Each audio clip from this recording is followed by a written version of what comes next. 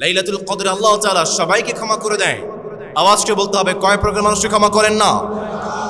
এক নাম্বার, যারা সিগারেট খোর, যারা ড্রাগ এডিক্টেড, যারা মাদকখোর, যারা স্মোকার, তাদেরকে যেই মালিক ক্ষমা করেন না তিনি কে? আমার এখানে আমার অনেক ভক্ত আছে যারা নিয়মিত আমার কথাগুলো শোনে, মসজিদ থেকে বের হয়ে সিগারেট টান দেয় আর বলে হুজুর তো কত কথাই বলে, সব কি মানা যায়? আছে না নাই?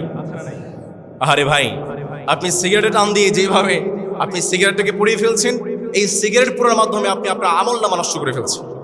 সিগারেট খোর যারা আছে, যারা ড্রাগ এডিক্টেড, লাইলাতুল কদর আল্লাহ আপনাদেরকে ক্ষমা করবেন না। দুই নাম্বার, যারা বাবা মার অবাধ্য সন্তান, আল্লাহ তাদেরকে ক্ষমা করেন না। তিন নাম্বার, যারা আত্মীয় স্বজনদের সঙ্গে ভালো সম্পর্ক রাখে না, আত্মীয় স্বজনদের সঙ্গে ঝগড়া বিবাদ করে, আল্লাহ তাআলা তাদেরকেও লাইলাতুল কদরে ক্ষমা করেন না। আপনি যখন বলবেন মালিক আপনি আমাকে ক্ষমা করে দেন, গুনাহ করেছি, অপরাধ করেছি, আমাকে ক্ষমা করে দেন, আমার রব বলে বান্দা তুই তোর মাকে ক্ষমা করতে পারিস না, তুই তোর বোনকে ক্ষমা করতে পারিস না, তুই তোর ভাইকে ক্ষমা করতে পারিস না, তুই আমার কাছে ক্ষমা চাস, তোর মতো কুলাঙ্গারের জন্য আমি আল্লাহর কাছে কোনো ক্ষমা নাই।